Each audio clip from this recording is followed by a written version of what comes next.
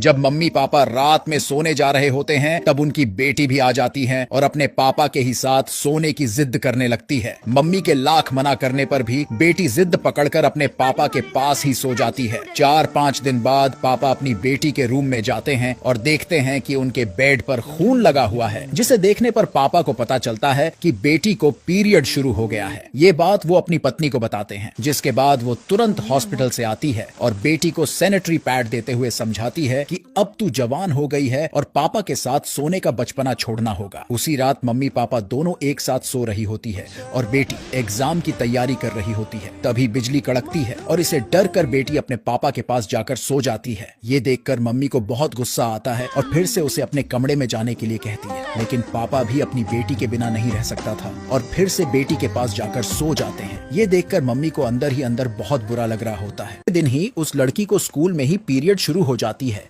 और मैडम से बोलकर टॉयलेट करने बाथरूम जाती है और बाथरूम में उसे चक्कर आने लगता है कमजोरी के कारण। लेकिन कुछ देर बाद ही पम्मी फिर से बाथरूम जाने के लिए कहती है। तभी एक लड़की मैडम से कहती है कि अब तक ये 10 बार टॉयलेट जा चुकी है। इसके बावजूद मैडम उसे टॉयलेट जाने की इजाजत दे देती है। जब पम्मी बाथरूम जा रही होती है तो अचानक उसे चक्कर आ जाती है और वो नीचे गिर जाती है, जिसके बाद तुरंत उसको हॉस्पिटल में भर्ती कराया जाता है। और जब डॉक्टर चेकअप करते हैं तो वो हैरान हो जाते हैं। अब ये डॉक्टर अपने नर्स को लेडीज डॉक्टर को बुलाने के लिए कहता है, क्योंकि डॉक्टर के सामने बहुत बड़ी समस्या आ गया होता है। स्कूल की मैडम पम्मी के माता को तुरंत स्कूल में आने के लिए कहती है। दूसरे कमरे में डॉक्टर पम्मी से पूछती है कि क्या तुमने किसी के साथ संबंध बनाई थी, लेकिन पम्मी कुछ नहीं बोलती और डॉक्टर से कहती है कि मुझे पापा से मिलना है। थोड़ी देर बाद पम्मी की माता भी आ जाती है और टीचर उन्हें कुछ ऐसा बात बताती है कि उनके होश उड़ जाते हैं।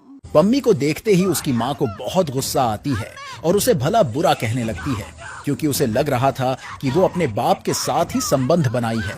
सभी प्रिंसिपल आपस में बात करते हैं कि पम्मी ने किसी के साथ गलत हरकत किया है और वो गर्भवती हो गई है। इन सब बातों से घबराकर पम्मी अपने पापा गोपाल को कॉल करती है।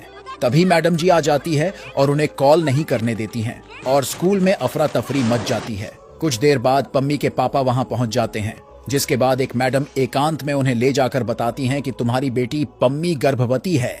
ये सुनते ही वो घबरा जाता है और उसके आंखों से आंसू आ जाते हैं। इसी बीच उस स्कूल का स्टाफ चुपके से गोपाल का फोटो खींचकर अश्लील टाइटल के साथ वायरल कर देता है।